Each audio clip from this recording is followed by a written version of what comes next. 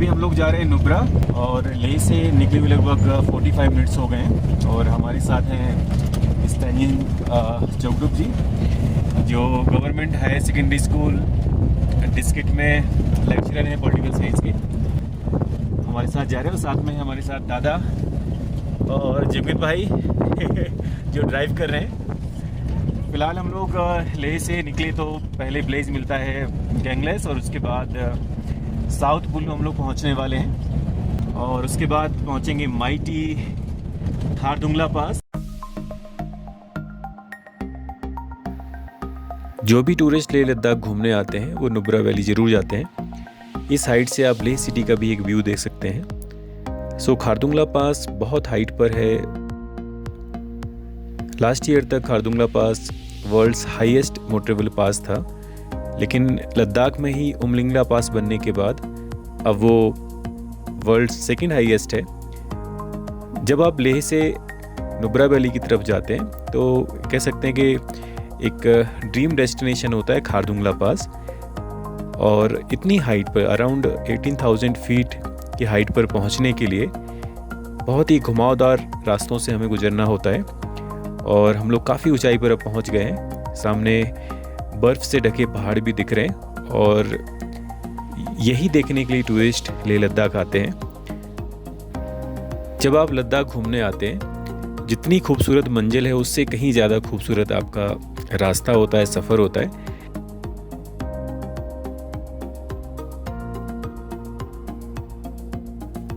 जैसे जैसे हम खारदुंगला पास के नज़दीक पहुंच रहे हैं, बर्फ़ की चादर और मोटी होती जाती है और इस बीच में आप देख रहे हैं कई सारे टूरिस्ट हैं जो यहाँ पे एंजॉय कर रहे हैं।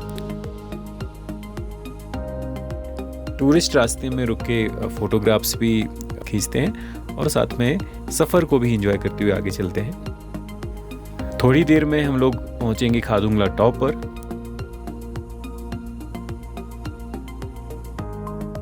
हालांकि हम पहली बार खारदुंगला टॉप पे जा रहे हैं और जैसे जैसे ऊंचाई पे हम पहुँचते हैं और ऑक्सीजन की थोड़ी सी कमी होने लगती है और हमें एहसास भी होता है जैसे थोड़ा सा हेडेक या सारी चीज़ें। फिर भी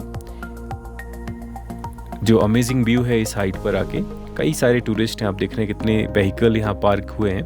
सो कह सकते हैं जब नुब्रा आप जा रहे हैं तो मेन जो टूरिस्ट पॉइंट है, डेस्टिनेशन है, वो खारदुंगला पास है।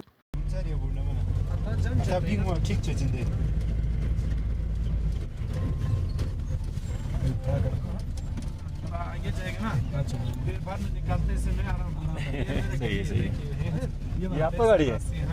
अरे भाई यही मिल गया। So finally we are at the top of Khardungla और थोड़ा देर हम लोग यहाँ रुकेंगे और काफ़ी टूरिस्ट यहाँ पे हैं।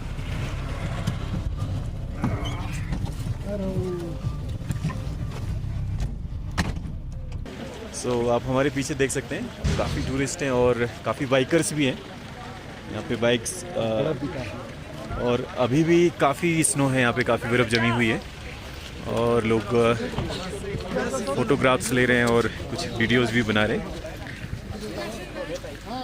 और हालांकि कुछ लोगों की हालत खस्ता भी हो रही है।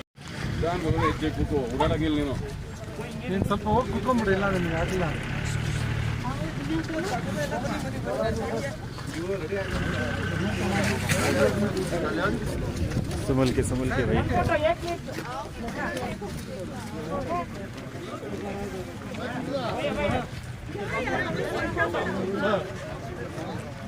कैंटीन कहाँ पे से? इधर ही है। सर को भी बुलाइए। हमारा शो नहीं चलता। सो काफ़ी टूरिस्ट हैं यहाँ पे और हम लोग अभी आर्मी कैंटीन चलेंगे और कुछ खा पी के निकलेंगे यहाँ से। और यहाँ पे हाइट पर कई लोगों को सांस लेने में ब्रीदिंग प्रॉब्लम होती है, सो मेडिकल फैसिलिटीज़ भी यहाँ पे अवेलेबल हैं। ठीक है सर। ये देखिए फ़ोटो सेशन हो रहे हैं।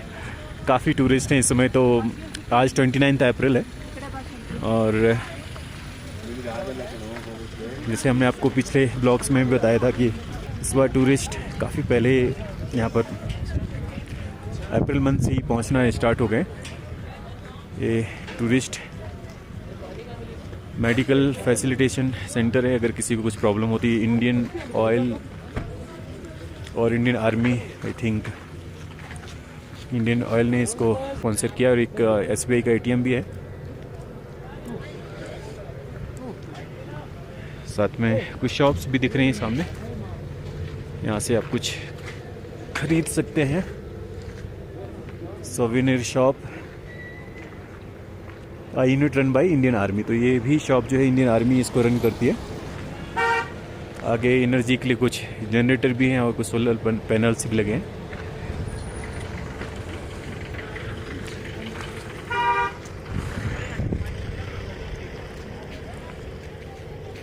और टॉप पे आप देख रहे हैं यहाँ पर भी एक गोम्पा, जो बुद्धिस्ट कल्चर में जो टेम्पल्स होते हैं, तो यहाँ पर भी टॉप पर मोस्टली बनाए जाते हैं। टॉप पर यहाँ बनाया गया है।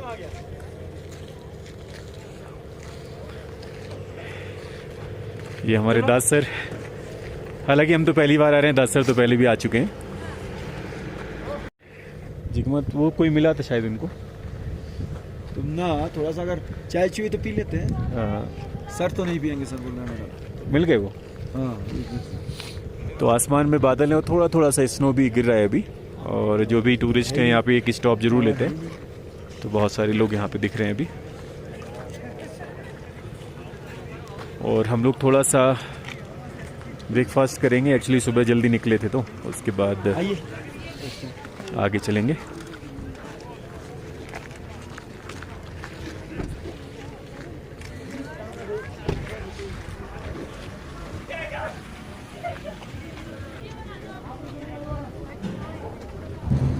ये देखिए कई लोग स्नो से खेल रहे हैं ऊपर चढ़ के।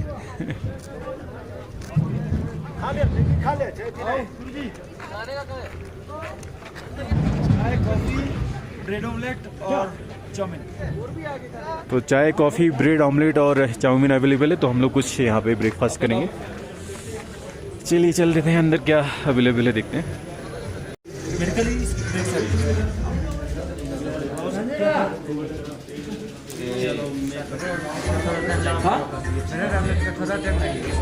कितना टाइम लगेगा? 15-20 मिनट लगेगा। कोई बात नहीं, हाँ पेटीज पहले दे दीजिए।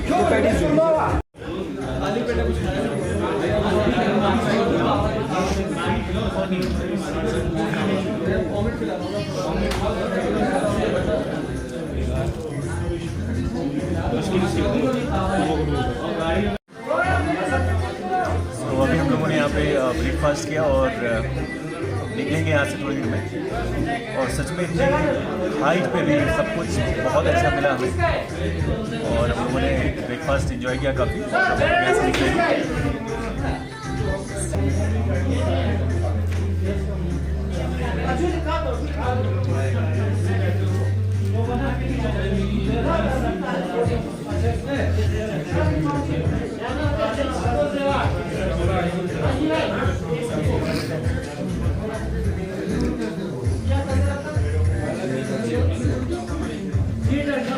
फॉर्चुनेटली यहाँ पे स्नोफॉल भी स्टार्ट हो गया है। और ये जो मोनूमेंट जहाँ पर खारदुंगला पास और इसकी हाइट लिखी है, यहाँ पे काफ़ी रश है, एक्चुअली काफ़ी टूरिस्ट हैं आज। और फ़ोटो के लिए भी लंबी कतार आप देखते हैं, लाइन है, काफ़ी लोग हैं यहाँ पे। और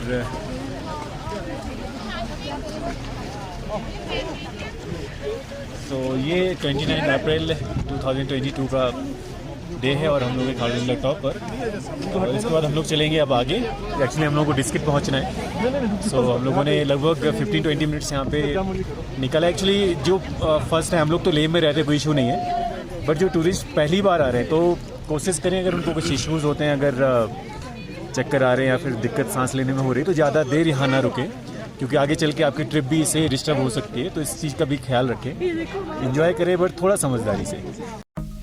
अब हम लोग खारदुंगला टॉप से डिस्किट की तरफ जा रहे हैं, जो नुब्रा वैली में लोकेटेड है। जब आप खारदुंगला टॉप से नीचे की तरफ उतरते हैं तो काफ़ी किलोमीटर तक आगे तक आपको ऐसे ही बर्फीला नज़ारा देखने को मिलता है। हालांकि खारदुंगला टॉप पर हम लोग ज़्यादा देर रुक गए, अराउंड 25-30 मिनट्स, तो थोड़ा सा अभी हल्का हल्का हेडेक भी हो रहा है।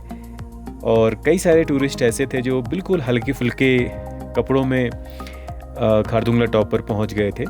सो जब आप लेह में उतरते हैं, बाई प्लेन या बाई रोड आते हैं, लेह के टेम्परेचर और खारदुंगला के टेम्परेचर में ज़मीन आसमान का अंतर होता है। तो इस बात का ख्याल रखें जब भी आप नुब्रा वैली की तरफ सफ़र कर रहे हैं, लेह से नुब्रा के लिए जा रहे हैं, तो कपड़े अपने साथ बहुत अच्छे रखें, जैकेट्स अपने साथ लेके ज़रूर चलें, क्योंकि खारदुंगला टॉप पर इतना ज़्यादा ठंड होती है, ऑक्सीजन बहुत कम रहती है, तो कुछ इश्यूज़ और प्रॉब्लम भी हो सकते हैं। बाकी अब नज़ारा जो देख रहे हैं लगता है कि अलग ही दुनिया में हम लोग आ गए हैं। हालांकि अब इसमें स्नो जो मेल्ट हो रहा है, तो उस वजह से रास्ते में कई जगह जो है गड्ढे भी बन गए हैं, रास्ता थोड़ा सा कहीं कहीं ख़राब भी है। सो इस समय अगर आप अपने व्हीकल से हैं, अपनी गाड़ी से हैं, तो थोड़ा सेफ्टी के साथ यहाँ पर ड्राइव करें। बाकी नज़ारा तो आप देख ही रहे हैं कितना खूबसूरत है, और सच में लगता है कि एक अलग दुनिया है, एक अल्टीमेट व्यू आपको यहाँ पर देखने को मिलता है। आगे भी आपको बराबर घुमावदार रास्ते मिलते हैं, क्योंकि खारदुंगला टॉप की हाइट बहुत ज़्यादा होने की वजह से जब आप नीचे की तरफ उतरते हैं तो इन्हीं घुमावदार रास्तों से आपको आगे बढ़ना होता है। बर्फीले रास्ते ख़त्म होने के बाद आगे हमें खारदुंग गांव मिलेगा, और अभी इस समय खारदुंगला टॉप से जब आप नीचे उतरते हैं, वहाँ से खारदुंग विलेज और उसके आगे तक भी थोड़ा सा रास्ता ख़राब है, क्योंकि कंस्ट्रक्शन का काम चल रहा है।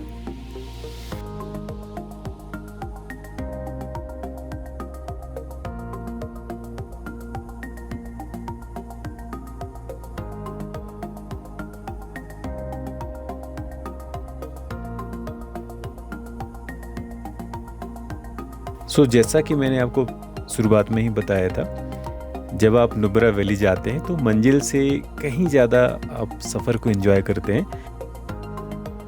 बहुत ही रोमांचक सफ़र रहता है।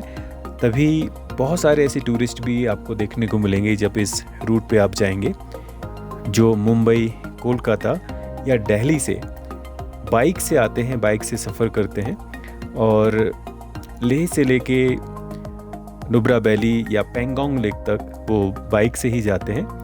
बहुत ही रोमांचक सफ़र होता है, और कह सकते हैं इसके लिए थोड़े से करेज की भी ज़रूरत होती है, क्योंकि जब आप ऐसे रास्तों पे जाते हैं जहाँ पर इतनी हाइट है कि सांस लेना भी मुश्किल है, उसमें बाइक को चलाना। और बहुत सारे स्पॉट्स पे आपको ऐसे टूरिस्ट देखने को मिलेंगे जो अपने सफ़र को एंजॉय करते हुए आगे बढ़ रहे हैं, और हम लोग भी अपने सफ़र को काफ़ी एंजॉय कर रहे हैं जैसे कि ये टूरिस्ट कर रहे हैं। और सच में एक अलग सा एक्सपीरियंस है जब आप खारदुंगला टॉप पर पहुंचते हैं।